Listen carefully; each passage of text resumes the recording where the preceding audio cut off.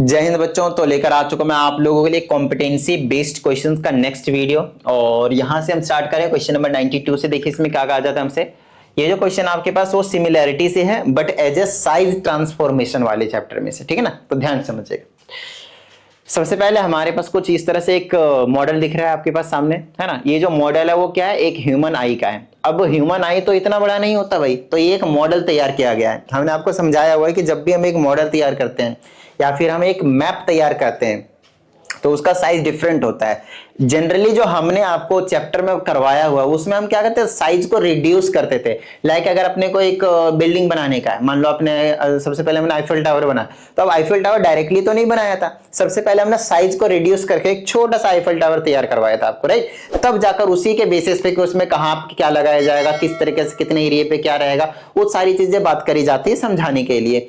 तो उसी टाइप से हमारे पास आंख का जो साइज है वो छोटा है। बिल्डिंग को बड़ा करता छोटा करके हमने देख लिया, लेकिन हमारा जो आई है वो छोटा है, तो छोटे में हमें अच्छे से नहीं समझ पाएंगे। तो इस केस में हम क्या कर रहे हैं, इस केस में हम जो अपने आई का है, जो आपके पास रियल जो एक्चुअल जो है, उससे मॉडल का साइज हम बड़ा कर देने वाले हैं ताकि हम प्रॉपर तरीके से समझ सकें। तो इस केस में जो आपके पास स्केल फैक्टर होता है वो बढ़ गया। पहले स्केल फैक्टर कम होता था, 1 में समथिंग लिखते थे। अब की बार क्या होगा, अब की बार उल्टा हो जाएगा। अब की बार इसकी जो वैल्यू है पहले 0 पॉइंट समथिंग में आती थी, अब की बार ये जो वैल्यू है वो 1 से ग्रेटर हो जाएगी, क्योंकि साइज क्या कर दिया आपने, मॉडल का बढ़ा दिया। तो हमेशा एक प्रैक्टिकल क्वेश्चन है, बिल्कुल नॉर्मल सा क्वेश्चन है, बेसिक क्वेश्चन है कि भैया अगर आप चाहते हो कि जो साइज है वो सॉरी जो के की वैल्यू स्केल फैक्टर है वो कम होगा, डेसिमल में आएंगे, तो आपने जो एक्चुअल चीज है उसका साइज छोटा किया है। अगर के की वैल्यू ग्रेटर आएगी तो आपने जो एक्चुअल चीज का जो साइज है वो बड़ा किया है। बेसिक सा क्वेश्चन, प्रैक्टिकल क्वेश्चन हमने आपको बता दिया। अब इसमें कुछ इंफॉर्मेशन दिया, उसके अकॉर्डिंग भी आपको बताएंगे भाई कैलकुलेशन से। अभी तो आपको प्रैक्टिकली बता दिया भाई ऐसा होता है, अब हम आपको यहाँ पे करके दिखाएंगे हाँ भाई सच में ऐसा होता है, कैलकुलेशन भी हम कर सकते हैं उसके अकॉर्डिंग, राइट। चलिए सबसे पहले यहाँ पे हमसे पूछा गया है the approximate value of the human I is लगभग इतना है 6.5 सेंटीमीटर क्यूब है आपके पास गिवन है। फिर क्या था, volume of a laboratory model, जो मॉडल तैयार किया है ह्यूमन आई का, एक्सक्लूडिंग द बेस स्टैंड, मतलब इसको हटा देना, ये वाला बेस हटा देना, ये वाला जो स्टैंड है उसको भी हटा देना है। कहता होता है ह्यूमन आई इज दिस, तो ये वाला जो आई का जो वॉल्यूम है, सिर्फ आंख की बात करो, इसकी जो वॉल्यूम है वो आपके पास 1404 सेंटीमीटर क्यूब है, दैट्स फाइन। अब हमसे कहा जाता है state whether the scale factor of K is less than 1, equal to 1 और ग्रेटर देन 1। तो मतलब ठीक है, ऐसा नहीं हो सकता कि लेस देन हो सकता है या फिर इक्वल टू, बड़ा हुआ है भैया तो के की वैल्यू ग्रेटर देन 1 आएगी। हम निकाल के भी बताएंगे आपके पास, वही अगले में पूछ भी लिया है। देखो कैलकुलेट द वैल्यू ऑफ के, क्या होता था वैल्यू ऑफ के। अगर लेंथ की बात करते हैं, ध्यान समझिएगा, लेंथ की अगर हम बात करते हैं तो के की वैल्यू क्या होती है कि जो भी आपका मॉडल है, model divided by actual, model divided by actual, ध्यान रखना है। तो के का फॉर्मूला आप कह सकते हैं लेंथ ऑफ मॉडल, ध्यान समझिएगा, इसमें चेंज करवाऊंगा मैं कुछ, लेंथ ऑफ मॉडल, मॉडल की जगह मैप भी लिख सकते हैं जब वो 2D की बात कर रहे होंगे। तो ये सारी चीजें हमने आपको चैप्टर में अच्छे से मतलब एक्सप्लेन कर रखा है, राइट। उसके बाद यहाँ पे आप बोलते थे कि लेंथ ऑफ एक्चुअल थिंग, जो भी चीजें होंगी एक्चुअल थिंग, यहाँ पे कुछ भी वो हो सकता है आपके पास। यहाँ अभी जैसे कि अब हमारे पास ह्यूमन आई था, तो ह्यूमन आई की एक्चुअल वाली लेंथ कितनी, ऐसे करके। अब यहाँ पे आपके पास लेंथ, ब्रेड्थ, हाइट और एरिया और वॉल्यूम, ये जनरली हम 4 चीजों की बात करते थे। तो भाई अगर लेंथ, ब्रेड्थ और हाइट हुआ तो तीनों तो लेंथ ही है, तो कोई दिक्कत नहीं, लेंथ ही रख दो, कोई दिक्कत नहीं है। लेकिन एरिया के केस में और साथ ही आपके पास क्या रहता है, दूसरा वाला क्या था आपके पास, हाँ दूसरा वाला आपके पास वॉल्यूम है। तो उस केस में आपके पास क्या करना पड़ता है, के जो है वो आपके पास सिंपल नहीं रहता, के का क्या बन जाता है आपके पास, क्यूब बन जाता है। के का क्या बन जाता है आपके पास, क्यूब बन जाता था। तो आपको यहाँ पे क्या करना है, ध्यान से समझना है, यहाँ पे के का क्यूब है, ये क्या आपके पास के का क्यूब है। क्यों, क्योंकि यहाँ पे चेंज कर रहा हूँ इसको वॉल्यूम और वॉल्यूम से। अब की बार हम वॉल्यूम की बात कर रहे हैं, आई बात समझ में। तो के का क्यूब होना पड़ेगा, तो k का cube is equal to 1404, model का इतना था और डिवाइडर में एक्चुअल में कितना था 6.5। पॉइंट हटाइए, ऊपर लगा दीजिए 0, 5 से काट दीजिए, 5 से काट देंगे 13 बार में, यहाँ पे 5 से काट दीजिए, कितने बार में कटेगा, 5 दूनी 10, 4 बचा, 5 8 40, फिर 0 लगा देंगे, फिर 5 8 40, ठीक है। 13 से कट जाएगा मेरे हिसाब से, काट दूं, कट जाएगा, 13 दूनी 26, फिर बचा कितना, सॉरी हाँ 2 बचा 20, 13 एकम 13, 7 13 अच्छा 78, 216 तक के का क्यूब इज इक्वल टू 216। अगर मान लेते हैं थोड़ी देर के लिए कि अगर यहाँ पे वॉल्यूम ना देकर एरिया देता, पता है क्या करता, मैं के का स्क्वायर करता, ठीक है ना, स्क्वायर, और सिंपल लेंथ ब्रेड्थ होता तो यहाँ पे के ही रहता, कोई दिक्कत थी नहीं भाई, ठीक है ना। लेंथ, एरिया और ये वॉल्यूम, इन तीनों के केस में, लेंथ के केस में लेंथ ब्रेड्थ हाइट कोई दिक्कत वाली बात नहीं है, सिंपल के। एरिया के केस में के स्क्वायर, वॉल्यूम के केस में के का क्यूब, ये तो सिंपल आपको पहले से भी मालूम था, राइट। चलिए ये किसका क्यूब है देख लीजिए, क्यूब के फॉर्म में लिख दीजिए, ये 6 का क्यूब होता है, तो यहां से के की वैल्यू कितनी आ गई आपके पास, सेम, पावर सेम है तो बेस आपके पास सेम होने वाला है। सो के की वैल्यू कितनी आ गई आपके पास 6, so value of K is 6, तो स्केल फैक्टर की वैल्यू आपने निकाल दी, कितनी है आपके पास 6। उसके बाद की चीजें आपके पास सिंपल है। उसके बाद की आपके पास एक ही फॉर्मूला लगता है जो आपको मैंने मतलब बहुत बार करवाया हुआ है। कैसे करवाया मैंने आप लोगों को कि लेंथ ऑफ मॉडल, या फिर इसकी जगह मैप भी हो सकता है, वो किसके इक्वल होता है, के टाइम्स एक्चुअल लेंथ, के टाइम्स एक्चुअल लेंथ। अभी आप लेंथ की जगह चेंज करते जाएंगे, ध्यान से समझिएगा, अभी समझा देंगे 1 मिनट में। भाई लेंथ की जगह आपने करा एरिया, एरिया करा, यहां मैं एरिया लिख देता हूं। अगर आपने एरिया ऑफ मॉडल करा तो के को लिखना पड़ेगा के स्क्वायर, और यहां पे क्या आ जाएगा एक्चुअल एरिया। अगली चीज अगर आपने वॉल्यूम में चेंज कर दिया तो यहां पे क्या आ जाएगा आपके पास, volume of model that will be equal to K का क्या करना पड़ेगा, क्यूब करना पड़ेगा, और इनटू में एक्चुअल वॉल्यूम, जो यहाँ पे वॉल्यूम रहेगा वही वॉल्यूम, वही चीज वहां पे भी आपने रखनी है। यही 3 फॉर्मूला इस पूरे चैप्टर में आपके पास है। एक तो स्केल फैक्टर जो आपको समझा दिया है ना, मॉडल का डिवाइडेड बाय ओरिजिनल का, और उसके बाद ये 3 फॉर्मूले। लेंथ ब्रेड्थ हाइट निकालने के लिए पहला काम आ जाएगा, लेंथ की जगह चेंज करें कोई दिक्कत नहीं है, एरिया के लिए के स्क्वायर, वॉल्यूम के लिए के का क्यूब, बाकी सारी चीजें सेम। बस यही जो कॉन्सेप्ट है हम यहाँ पे अभी यूज करने वाले हैं। तो पहला क्या है आपके पास, वॉल्यूम ऑफ के, सॉरी वैल्यू ऑफ के, वैल्यू ऑफ के हमने फाइंड आउट कर दिया, दैट इज योर 6, ओके। दूसरे में कहता है diameter of human I if the radius of the model is 7.2 centimetre. तो आप कुछ मत करो, बिंदास रहो, ध्यान समझिए। ये जो आपके पास क्या नाम है, किसका दिया हुआ है, डायमीटर ऑफ ह्यूमन आई, मतलब एक्चुअल आंख का दिया हुआ है, डायमीटर कितना है निकालना है, सॉरी डायमीटर ऑफ ह्यूमन आई निकालना है if the radius of the model is 7.2 centimetre. मतलब मॉडल का रेडियस दिया, तो आप क्या करो, पहले ह्यूमन आई जो एक्चुअल आई है उसका रेडियस निकाल लो, फिर डबल करेंगे डायमीटर मिल जाएगा।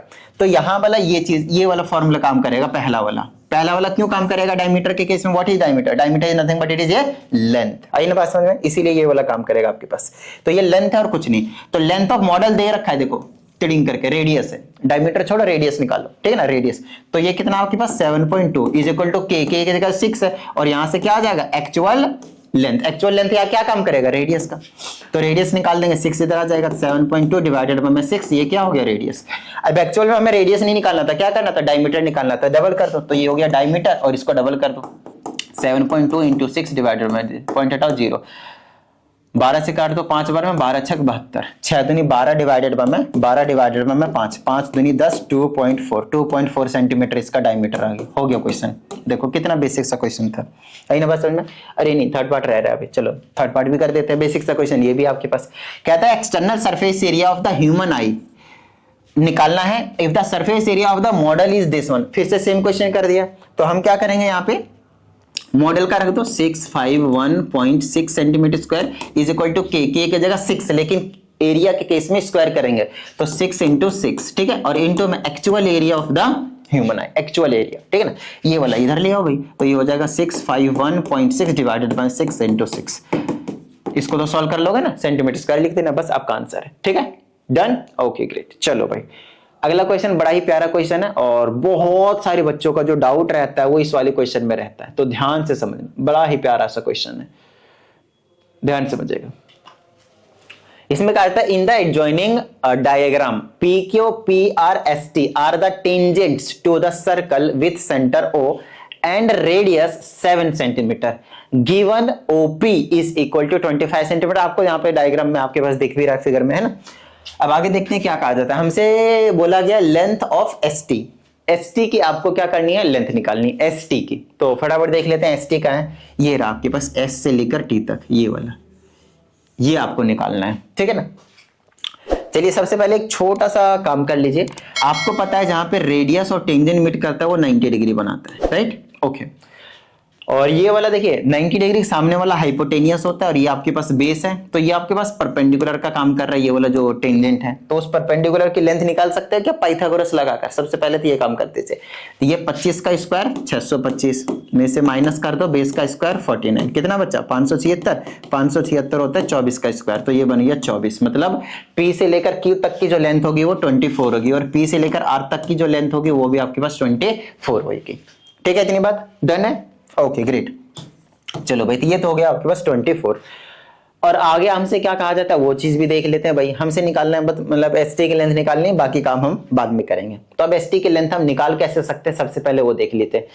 अगर मैं एस कहाँ गया, P Q R S T U कर चुका है, तो यहाँ पे मैं वी का नाम देता हूँ। तो इस वाले पॉइंट का कुछ नाम नहीं है तो वी का नाम दे देता हूँ, वी। ठीक है ना, चलो इसी को मैंने कंटिन्यू कर दिया इनकी नेमिंग की। ठीक है, चलिए अब अगर मैंने उसका v का नेमिंग किया हुआ है तो ध्यान से समझिएगा कि हम कैसे कर सकते हैं। ये जो आपके पास दोनों ट्रायंगल हैं, कौन कौन से ट्रायंगल, मैं नामकरण करके बताता हूं आप लोगों को, और उल्टा नामकरण मत कर देना। यहाँ पे बहुत सारे बच्चे उल्टा नामकरण कर देते हैं, ठीक है ना, ध्यान से समझिएगा।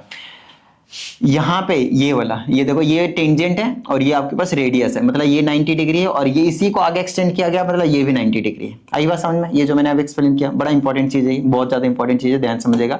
ये रेडियस है, ये टेंजेंट है, तो नीचे वाला 90, तो ये वाला ऊपर वाला भी क्या होगा 90 होगा, ये पॉइंट पी था। तो PVS, ये जो PVS है वो एक राइट एंगल ट्रायंगल है, और राइट एंगल कहां बन रहा है उस पर ज्यादा इंपॉर्टेंस रखनी है आपने। पॉइंट V पे बन रहा है, पॉइंट V पे बन रहा है, यहां पे V पे। तो पहले ट्रायंगल का मैंने नेमिंग करा PVS, मतलब पॉइंट ऊपर से शुरू किया है, फिर राइट एंगल के पास आया, फिर लास्ट वाले एंगल के पास हम गए हुए हैं। और एंड दूसरा वाला ट्रायंगल देखिए ध्यान से, दूसरा वाला ट्रायंगल में PQO बोलूंगा, बताओ क्यों? क्योंकि स्टार्ट तो ठीक है वहीं से करा है, कॉरेस्पॉन्डिंग साइड्स के अकॉर्डिंगली नेमिंग करनी रहती है अपने को। रेडियस टेंजेंट यहां मिल रहा है तो 90 डिग्री इसका यहां बन रहा है, तो इसके नेमिंग हो जाएगी ट्रायंगल PQO। अब ये कॉरेस्पॉन्डिंग साइड्स वगैरह के हमने अकॉर्डिंगली लिख दिया है। अब क्या आप इन दोनों ट्रायंगल को सिमिलर प्रूफ कर सकते हो? तब जाकर आप ये जो ST है ना, ST upon SQ, sorry ST कह रहा हूं, SV अपॉन SQ रख देंगे ना, तो अपॉन में आ जाएगा, फिर ये और ये इक्वल होंगे, डबल हो जाएगा, बस काम बन जाएगा हमारे पास। ठीक है ना, चलो तो अब क्या करें भाई, इसके लिए आप क्या कर दो, ये वाला एंगल को कॉमन कर दो, दोनों में थीटा है, कोई दिक्कत नहीं है। और दूसरी चीज, ये जो V है और ये जो Q है, आई हाई देखो 90 बन रहा है ना, तो ये डबल ए से सिमिलर हो गया। तो ये दोनों ही ट्रायंगल को अब एंड हटा दो और सिमिलर लगा दो। और दो ट्रायंगल अगर सिमिलर होते हैं तो उनके कॉरेस्पॉन्डिंग साइड्स का रेशियो इक्वल होता है। तो इसका अगर मैं PV लेता हूं तो इसका मुझे PQ लेना पड़ेगा, इसका अगर मैं VS लेता हूं तो इसका मुझे QO लेना पड़ेगा, अगर मैं इसका PS लेता हूं तो इसका मुझे PO लेना पड़ेगा। बोलो हाँ या नहीं, आई ना बात समझ में? ठीक है ना, ये कहानी आपके पास। अब यहां से हम किसके हेल्प से जो वैल्यू है वो निकाल सकते हैं, बस आपको वो ध्यान रखना है कि ST कैसे निकल सकता है। ST नहीं, फिलहाल आप ध्यान दें SV पे। तो SV का है ये रहा, VS या फिर SV कोई दिक्कत नहीं, मतलब ये वाली चीज तो चाहिए, VS अपॉन में QO तो चाहिए ही चाहिए। दूसरा एक ऐसा चूज करो जिसकी वैल्यू आपको मालूम हो, ठीक है ना, जिसकी वैल्यू आपको मालूम है। खैर फिलहाल VS देखिए, VS नहीं मालूम तो अभी खैर उसको छोड़ते हैं। क्या आपको PV मालूम है, P से लेकर V तक, ये टोटल मालूम है आपको, है ना, लेकिन आपको फिर भी मालूम है, वो बताओ कैसे, ध्यान समझिएगा। अगर ये वाला 7 है तो क्या ये वाली चीज 7 नहीं होगी रेडियस? हाँ सर होगी, तो सही। अच्छा पूरा का पूरा 25 था तो ये वाला कितना बच गया, 18 बच गया ना, यहां से लेकर यहां तक, ऐसे करके मालूम है। इसका मतलब आप यही वाला ले लीजिए, PV upon PQ, PV upon PQ, नहीं PV अपॉन PQ तो बात नहीं बनेगी, क्योंकि PQ, हाँ PQ भी पता है अपने को, तो बेस्ट है भाई, इससे अच्छी बात क्या होगी। PQ भी हमने निकाल ही लिया था ना 24, तो बेस्ट है हमारे पास। तो यहां से हम क्या करेंगे, VS निकाल देंगे, इसको इधर भेज दो टिडिंग करके QO को, तो यहां पे रख देता हूं मैं QO, ठीक है ना। अब देखो PV कितना है, P से लेकर V तक 18 है, डिवाइडेड बाय P से लेकर Q तक कितना है 24 है, मल्टीप्लाई QO कितना है भाई, QO आपके पास 7। अब इसको सॉल्व कर लीजिए, आपका काम बन गया। ट्रेडिंग करके पहला पार्ट अब किया है हमने, अब जाकर किया, अभी अब तक हमने क्या पहला पार्ट किया हुआ है। आई बात समझ में? ठीक है, चलो भाई ये बेसिक सा क्वेश्चन था। आइए दूसरे की बात करते हैं, वैल्यू ऑफ एंगल OPQ निकालना। OPQ, O कहाँ है, ये रहा, P कहाँ है, ये रहा, ये थीटा निकालना बेसिकली। तो थीटा को क्या करो भाई, कोई सा एक ट्रायंगल ले लो, चाहे बड़ा वाला ट्रायंगल ले लो, चाहे आप छोटा वाला ट्रायंगल ले लो, कोई दिक्कत वाली बात नहीं है। मान लेते हैं कि इन ट्रायंगल PQO ले लिया मैंने, इन ट्रायंगल PQO, तो इसमें आप ले लीजिए tan theta is equal to, tan theta is equal to क्या होगा, थीटा के सामने वाला परपेंडिकुलर अपॉन में base, perpendicular upon base, base की जगह कितना था, ये अभी निकाला था हमने 24 था, तो 7/24। क्या आप इसे डेसिमल में नहीं ला सकते? हाँ सर ला सकते हैं, बिंदास रहो भाई, कोई टेंशन वाली बात नहीं है, ठीक है ना। तो चाहे आप इसी वाले ट्रायंगल में sin थीटा यूज कर लेते हैं, कोई दिक्कत नहीं है, आप cos थीटा यूज कर लेते हैं, कोई दिक्कत नहीं, कोई सा भी ट्रिग्नोमेट्री रेशियो आप यूज कीजिए, आपका आंसर सेम आने वाला है। मैंने 10 यूज किया, कई बच्चों को ये डाउट रह जाता है कि सर आपने 10 ही क्यों लिया। आप कोई और सा लो ना भाई, आपको तीनों साइड पता है इस बड़े वाले ट्रायंगल का, अब कोई सा भी यूज करो, सबसे आंसर सेम आएंगे। तो यहां से आपने थीटा निकाल दिया, क्या थीटा निकाल दिया आपने tan इनवर्स। अब बात आती है ये इनवर्स इनवर्स क्या समझा रहे हो सर, कभी हमने पढ़ा ही नहीं, कोई बात नहीं मत पढ़ो। ऐसा करो tan theta is equal to, इसे इसको डिवाइड करो 0 पॉइंट समथिंग में आ जाएगा। अब ये वाली वैल्यू जो है ना, हमने आपको ट्रिग्नोमेट्री के लास्ट वाली एक्सरसाइज में निकालने के लिए सिखा रखा है कि 7/24 10 के कितनी डिग्री पे होंगे। डिग्री के बाद उसमें मिनट भी आते हैं और सेकंड भी आते हैं, तो देख लीजिए मिनट तक आपको सिखाया है मैंने, तो उसको एक बार आप देख लीजिएगा, शायद सेकंड तक भी सिखा रखा है, तो वो चीज आप देख लीजिएगा, वहां से आपको निकालना पड़ेगा। कुछ डिग्री फिर कुछ मिनट भी निकलेंगे, परफेक्ट डिग्री नहीं है आपके पास। आई बात समझ में। अब हमसे अगले में पूछा जाता है एंगल QUR इन नियरेस्ट डिग्री। QUR देखो कहां भी है, पहले QUR ये वाला एंगल पूछा। देखो ये एंगल आप तभी निकाल पाओगे जब आपको ये वाला एंगल पता चलेगा। थोड़ी देर के लिए मैं अप्रोक्सीमेटली मान लेता हूं कि ये 30 डिग्री है, थोड़ी देर के लिए, तो ये 30 है और ये वाला कितना है 90 है, तो ये वाला एंगल कितना निकल गया बताओ मुझे, 60 निकला या नहीं निकला? आई शाबाश, चलो ठीक है शाबाश। इसको यहाँ पे ऐसे ज्वाइन कर दो तो क्या ये वाला एंगल फिर से वही 60 नहीं होगा? हाँ सर सही होगा, क्योंकि ये भी 30 होगा है ना, ये वाला 90 होगा, तो ये फिर से 60, 60 कितना हुआ 120। तो ये वाला आर्क देखो QR, अगर ये 120 है तो सेंटर वाला डबल होता है रिमेनिंग पार्ट से, तो ये वाला 60 होगा, ये 120 तो उसका हाफ, ये वाला 60 हुआ। तो इस तरह से आप इस वाले एंगल को निकाल सकते हैं, लेकिन ये वाला एंगल आप तभी निकाल पाएंगे जब आपको ये वाला थीटा पता चलेगा। आई ना बात समझ में? तो दिमाग से खेलो, आई बात समझ में? ठीक है चलें आगे। ओके ये हो गया आपके पास क्वेश्चन नंबर 93। अब हम बात करते हैं क्वेश्चन नंबर 94 की। क्वेश्चन नंबर 94 की, इसमें हमसे कहा जाता है use ruler and compass, use ruler and compass to answer this question. सबसे पहले आपको कंस्ट्रक्ट करना है एक triangle ABC where AB is 5.5 centimetre, BC is 4.5 centimetre and the angle ABC is 135 degree. ठीक है, तो पहले आप BC ड्रॉ करो। क्यों? क्योंकि ये BC अगर मैं हॉरिजॉन्टली ड्रॉ करूंगा ना तो इससे क्या होगा, मुझे सिंपली यहाँ पे पॉइंट B पे एंगल ABC है, एंगल ABC है 135, तो पॉइंट B पे बनाना पड़ेगा मेरे को। तो पहले आप क्या करो, ट्रिंग करो, ये 60 का हुआ, ये 120 का हुआ, लेकिन हमें ना 60 चाहिए ना 120 चाहिए, हमें कितना चाहिए 135 चाहिए। ठीक है 135 चाहिए, तो ठीक है निकल जाएगा, कोई दिक्कत वाली बात नहीं। मैं आपको समझाता, देखो यहां तक तो 120 है, इसमें कोई डाउट वाली नहीं। इसको डॉटेड में इसलिए बना रहा हूं क्योंकि हमें ये एंगल चाहिए ही नहीं, हमें क्या चाहिए 135, तो ये वाला 120 है। 120 के बाद 135 कैसे ड्रॉ करेंगे, ये टोटल 60 है या नहीं बताओ? हाँ या नहीं, ये वाला टोटल 60 है, तो 60 का यहाँ और यहाँ से क्या कर दो, हाफ कर दो, तो ये वाला डॉटेड लाइन ऐसे करके चला जाएगा। हाँ सर ठीक है, अब ये वाला जो कितना बचा 30, इस 30 का यहाँ और यहाँ से हाफ कर दो ट्रिडिंग करके। हाँ तो ये वाला 15 बन गया और ये वाला 120 था, 120 और ये वाला 15, तो टोटल कितना हो गया 135। अब जाकर 135 डिग्री का जो एंगल है वो आपके पास तैयार हुआ है। चलो आगे की बात करते हैं। साथ में क्या था, AB 5.5 सेंटीमीटर है, तो इधर कहीं पे A होगा, यहाँ भी है, तो यहाँ से यहाँ तक ना 5.5 का आर्क मान लीजिए, ऐसे कंपास को मेजर करके ना यहाँ पे आर्क मान लीजिएगा। इस वाले पॉइंट का नाम A दे दीजिए और यहाँ से यहाँ पर पॉइंट को हम ला दीजिए, ये पॉइंट आपके पास C है। This is your ABC required triangle. ये बहुत ज्यादा इंपॉर्टेंट है, हालांकि मेरे हिसाब से ये जो क्वेश्चन है वो आपके पास लोसाई चैप्टर का, लोसाई चैप्टर का, ठीक है। और ये वाला जो क्वेश्चन है वो आपके पास कंस्ट्रक्शन में भी काम आ जाएगा, सेम डिट्टो ऐसा ही आएगा। कंस्ट्रक्शन और लोसाई के बहुत सारे ऐसे क्वेश्चन हैं जो आपके पास एक दूसरे से मैच कर जाते हैं, आप बता नहीं पाएंगे कि लोसाई का है या फिर उसका है, क्योंकि दोनों में ट्रायंगल बनाना कंपलसरी हो जाता है मैक्सिमम क्वेश्चंस में। सभी क्वेश्चंस में तो नहीं बोलूंगा, लेकिन हाँ मैक्सिमम क्वेश्चंस में।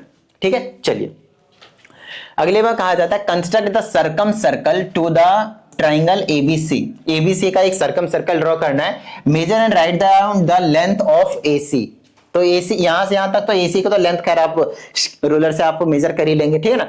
अब बात आती आगे कुछ और चीजें कही, सर्कम सर्कल बनाना है आपके पास इसका, है ना। सर्कम सर्कल एक होता है इन सर्कल, एक होता है सर्कम सर्कल। सर्कम सर्कल का मतलब होता है इसके बाहर से पूरे तरह से सर्कल जो है वो बनना चाहिए तीनों वर्टिसेस को टच करते हुए, तीनों वर्टिसेस को टच करते हुए। तो उसके लिए क्या करना होता है पता है, ट्रायंगल के किसी भी दो साइड को, ध्यान समझिएगा, ट्रायंगल के किसी भी दो साइड को कोड मान लीजिए, उसका कोड, अरे नहीं भी मानिएगा तो बिंदास रहिए, मैं आपको कह रहा हूं ट्रायंगल के किसी भी दो साइड का ना परपेंडिकुलर बाइसेक्टर जरूर निकाल लीजिएगा, बस परपेंडिकुलर बाइसेक्टर।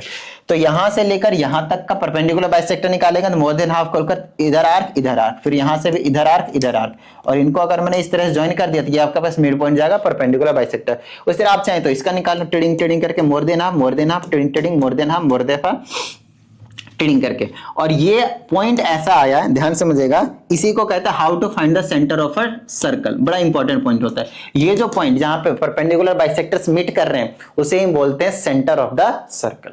और ये जो सेंटर ऑफ द सर्कल है, यहां से लेकर पॉइंट ए ले लो, पॉइंट बी ले लो या फिर पॉइंट सी ले लो, ये तीनों ही आपके पास काम करेंगे रेडियस की तरह। ये तीनों ही आपके पास काम करेंगे रेडियस की तरह और कुछ नहीं। अब यहां से यहां तक रेडियस मेजर कर लो और ऐसे करके घुमा दो, ऐसे करके सर्कल बन जाएगा ऐसे करके। अब यहां तो मैंने रेंडमली बनाया, आप बनाओगे तो मतलब परफेक्ट बनेगा, मजा आ जाएगा देखकर, वाह ऐसी ड्राइंग भी मैं कर लेता हूं।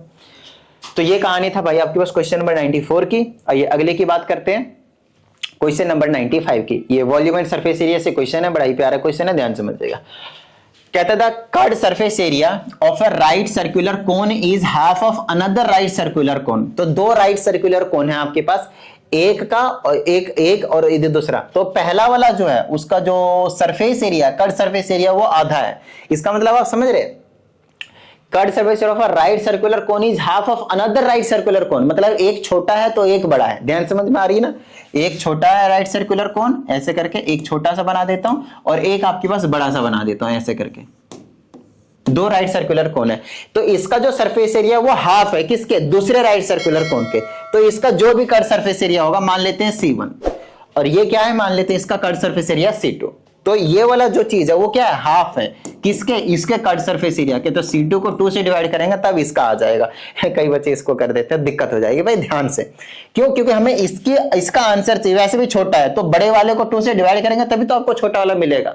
तो इन चीजों का प्रॉपर ध्यान रखना है, ठीक है ना। तो curved surface area C1 is equal to C2/2। आई बात समझ में, ठीक है। चलो अब आगे हमसे कुछ कहा जाता है वो भी देख लेते हैं। कहता है if the ratio of their slant Heights is 2:1। तो इसका स्लैंट हाइट को मैं ले लेता हूं L और इसके स्लैंट हाइट को ले लेता हूं L, मतलब समझ रहे, छोटा L बड़ा L, या फिर L1 L2 ले लो, ये कोई दिक्कत वाली बात नहीं है। चलो L1 L2 ले लेते हैं, L1 L2 ले लेते हैं। यहां से हमने L1 ले लिया, यहां पे हमने L2 ले लिया, कोई दिक्कत नहीं। तो इन दोनों का जो रेशियो है L1/L2 वो कितना दे रखा है आपके पास, 2:1, मतलब 2/1 दे रखा है, ठीक है। चलिए, and that of volume is इतना, इन दोनों के वॉल्यूम का जो रेशियो है वो 3:1 है। तो पहले का वॉल्यूम V1 ले लेता हूं, दूसरे का वॉल्यूम V2 ले लेता हूं, और इसका जो रेशियो है वो 3:1 है, मतलब 3/1 है। तो देखो यार, तीन इंफॉर्मेशन आपके पास यहाँ पे गिवन है। पहला इंफॉर्मेशन है किसके टर्म में आपके पास, कर्व्ड सरफेस एरिया के केस में। दूसरा इंफॉर्मेशन क्या है आपके पास, स्लैंट हाइट का रेशियो है। और तीसरा इंफॉर्मेशन क्या आपके पास, वॉल्यूम का रेशियो आपके पास गिवन है। आई बात समझ में।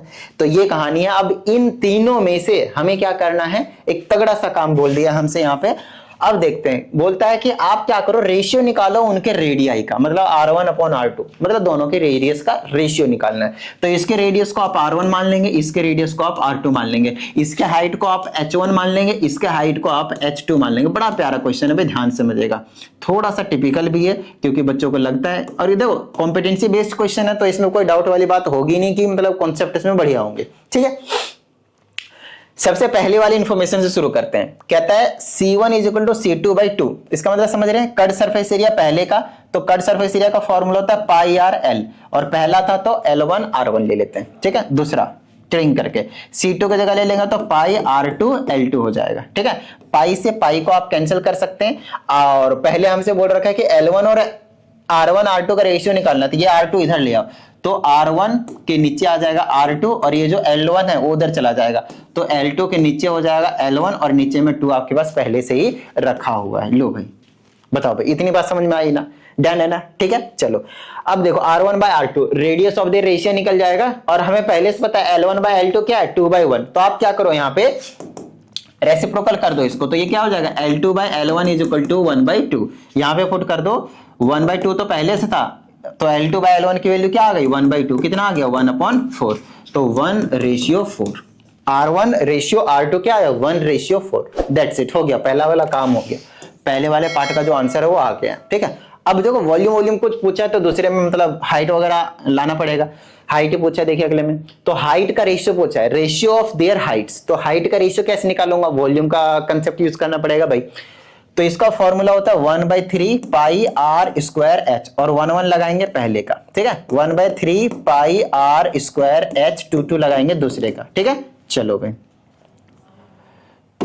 अब यहां से 1/3 से 1/3 तो उड़ ही जाएगा, इसका हमें रेशियो निकालना है H1 और H2 का, और ये कितना दे रखा है 3/1, ठीक है ना। चलो अब R1/R2 का रेशियो हमें पहले से पता है 1:4 है। देखिए इसका कंसेप्ट यूज करना पड़ रहा है अपने को यहाँ पे, तो 1/4 यहाँ पे पुट कर देता हूँ और स्क्वायर दोनों में था स्क्वायर कर लेता हूँ और ये हो जाएगा H1 और H2 इज इक्वल टू 3/1। ये हो जाएगा 1 में कितना हो जाएगा 16, 1 में कितना हो जाएगा भाई 16, समझ रहे हैं इसकी बात। 1 में 4 का स्क्वायर 16 हो जाएगा, ठीक है। तो यहाँ पे लिख देता हूँ 1 में 16 इंटू में H1/H2, ठीक है, इज इक्वल टू 3/1, ठीक है। ये नीचे वाला ऊपर भेज दो तो ये ऊपर चला जाएगा तो 16 बना लेगा भाई। तो H1/H2 क्या हो गया आपके पास 16 इंटू में 3 और डिवाइडेड बाय 1, तो 16 दिया 48, 48:1। लो भाई हाइट का रेशियो क्या आ गया 48:1, हो गया काम, क्वेश्चन हो गया खत्म। आई बात समझ में, ऊपर नीचे कर देंगे तो 1:48 हो जाएगा, वो आप जैसे निकालना चाहें वैसे निकालो, कोई दिक्कत वाली बात नहीं, ठीक है। चलो अगला क्वेश्चन है आपके पास, और ये क्वेश्चन है अब आपके पास ट्रिग्नोमेट्री से, और ये ट्रिग्नोमेट्री सिंपल वाले से नहीं मेरे हिसाब से एप्लीकेशन वाले से है, तो ठीक है एप्लीकेशन वाले से कर देते हैं भाई। हाइट एंड डिस्टेंस वाले से कहता है कि ए cylindrical drum is unloaded from A truck bye rolling it down A wooden plank. तो यहां पे आपके पास कुछ देख लीजिए, सिलेंड्रिकल ड्रम है यहाँ पे रखे हुए और यहां से रोल डाउन करवा रहे हैं, किसके थ्रू, एक प्लैंक के थ्रू, इस तरह से कुछ लगा दिया गया, इस तरह इसके थ्रू रोल करवा रहे हैं। अब हमसे कहा जाता है the length of the plank is 10 metre, ये वाला आपके पास प्लैंक की जो लेंथ है वो आपके पास 10 मीटर है, खैर इसको अलग से बना लेंगे, हम अभी देख लेंगे। And it is making an angle of 10 degree with the horizontal ground, इसके साथ इस वाले के साथ आपके पास 10 डिग्री का जो एंगल है वो आपके पास बना रहा है। अब इसमें हमसे कहा जाता है find the height from which the cylindrical drum was rolled down, give your answer correct to 3 significant figures. तो ये वाली हाइट आपको निकालनी है, तो बेसिक क्वेश्चन पूछ लिया भाई, तो इससे आसान क्वेश्चन मतलब बता ही नहीं सकता क्या होगा, है ना। चलो इसको मान लो x, तो दिस अपॉन दिस कर दो, perpendicular upon hypotenuse which is sine theta, sine theta की जगह कितना है आपके पास 10 डिग्री, यहां से x क्या हो जाएगा आपके पास 10 इंटू साइन 10। अब ये जो साइन 10 डिग्री है इसकी वैल्यू कहां से मिलेगी आपको, कहां से मिलेगी आपको, यस आपके पास ट्रिग्नोमेट्री के लास्ट एक्सरसाइज से टेबल का यूज करके आपको इसको वैल्यू जो है वो निकालना है, आपको मैंने सिखा रखा है, वहां से वैल्यू जैसे निकालेंगे पुट करेंगे आपका आंसर। बेसिक सा क्वेश्चन था, कुछ नहीं, ठीक है। चलिए आगे की बात करते हैं, फिर से बेसिक सा क्वेश्चन पूछ लिया भाई, फिर से बेसिक सा क्वेश्चन पूछ लिया। और ये जो क्वेश्चन आपके पास हुआ है आपके पास स्टैटिस्टिक्स से आप देख सकते हैं, इसमें कहा जाता है the data given below shows the marks of 12 students in a test arranged in ascending order. Already ascending order में अरेंज्ड है, कभी मीडियन वगैरह निकालने के लिए दिया जाता है तो हम क्या करते थे असेंडिंग ऑर्डर में अरेंज करते थे। Now we need not to arrange in ascending order. कहता है if the given values of the median and mode 6 and 8 respectively then find the values of x P and Q। ये तो बड़ा ही simple से question पूछ लिया भाई। तो देखो सबसे पहले ये काउंट करो 1 2 3 4 5 6 7 8, सॉरी ये 7 ही है, 8 9 10 11 12, टोटल 12 आपके पास जो टर्म्स है वो गिवन ऑब्जर्वेशन हो कितने टोटल 12 है। और कभी भी जब इवन ऑब्जर्वेशन होते थे तो उसका जो मीडियन होता था, मीडियन उसका क्या होता है पता है, n/12th term plus n/2 plus 1th term, और इसका फिर मीन निकालते थे डिवाइडेड बाय 2, तब जाकर आपके पास जो मीडियन है वो निकल कर आता था। और यहाँ पे हमें मीडियन दे रखा है, मीडियन एंड मॉड, मीडियन 6 है आपके पास तो इसको मैं इक्वल टू रख दूंगा 6, n/2 मतलब n के जगह टोटल 12 है, 12/2 इज 6th टर्म, ठीक है, प्लस और प्लस 1 है कर देंगे 7th term divided by 2 is equal to 6। अब 6th टर्म देखो कौन सा 1 2 3 4 5 6, 6th टर्म आपके पास x है और 7th टर्म क्या x प्लस 2 है और डिवाइडेड बाय में 2 है is equal to 6, x 2x plus का 2 divided by 2 is equal to 6। आप लोगों को कुछ डाउट आता है तो भाई फटाफट यहाँ पे भेज देना है, इस पे आप लोगों को प्रॉपर वीडियो सॉल्यूशन मिल जाएगा। और अगर पर्सनल क्लास की नीड हो तो उसकी भी आप इंक्वायरी इसी नंबर पे कर सकते हैं। आइए कंटिन्यू करते हैं, यहां से आप x की वैल्यू निकाल दें तो ये हो जाएगा 2x plus 2 is equal to 12, यहां से x की वैल्यू आपने निकाल दिया कितना आया 10, 5 आ गई। चलो x की वैल्यू आ गई आपके पास 5। अब ध्यान समझिएगा x की वैल्यू तो आपने निकाल दिया, तो आपने तो सिर्फ अभी x की वैल्यू ही निकालनी है, अभी p और q की बाकी है भाई। और मेन जो चीज है यहाँ पे बच्चे जो कंफ्यूज हो जाते हैं वो p और q की वैल्यू निकालने के लिए ध्यान समझिएगा। यहाँ पे एक और इन्फॉर्मेशन हमें यहाँ पे गिवन है, कौन सा इन्फॉर्मेशन है वो मॉड का है। देखो मॉड कितना गिवन है आपके पास 8, मॉड कितना गिवन है 8। इसका मतलब आप समझ रहे हैं कि 8 की जो फ्रीक्वेंसी है वो मैक्सिमम है, और ये फ्रीक्वेंसी का क्या मतलब है? फ्रीक्वेंसी का मतलब वो सबसे ज्यादा बार यही आया है, सबसे ज्यादा बार यही आया है। तो यहाँ पे अभी आप चेक करो सबसे ज्यादा बार कौन आया है।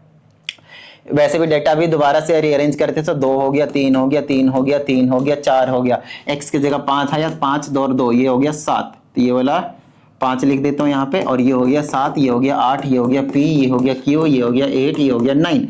अगर मॉड 8 है तो सबसे ज्यादा बार 8 ही आना चाहिए और कोई नंबर नहीं आना चाहिए। अगर मॉड 8 है तो 8 ही सबसे ज्यादा बार आना चाहिए। 3 जो है वो 3 बार आया हुआ है, और सबसे ज्यादा बार और कौन आया? और कोई नहीं आया हुआ है। इसका मतलब आप समझ रहे हैं, 8 को मैक्सिमम बार बनाना पड़ेगा। 8 कितने बार आया है? 1 2 बार, मतलब p को आपको 8 लेट करना पड़ेगा, तो ये 3 बार हो गया, तो अभी भी इससे ये ज्यादा नहीं है, तो q को भी आपको 8 बनाना पड़ेगा, तब जाकर ये जो चीज है वो आपके पास मॉड 8 बनकर आएगा, अदरवाइज नहीं। लो भाई हो गया क्वेश्चन खत्म, क्वेश्चन नंबर 97। आगे क्वेश्चन हम अगली वीडियो में डिस्कस कर लेंगे, तो ज्यादा टेंशन लेने की जरूरत नहीं है। तो चलिए उम्मीद करते हैं इस वीडियो में जितनी भी चीजें आप लोगों को समझाई गई थी समझ में आ गए होंगे, और अगर ऐसा है तो फटाफट वीडियो को लाइक कर दीजिए। साथ ही अगर आप इस चैनल पर एक नए स्टूडेंट है तो चैनल को सब्सक्राइब करके बेल आइकन को जरूर प्रेस कीजिएगा। मिलते हैं अगली वीडियो में, प्रैक्टिस करते रहिएगा। जय हिंद।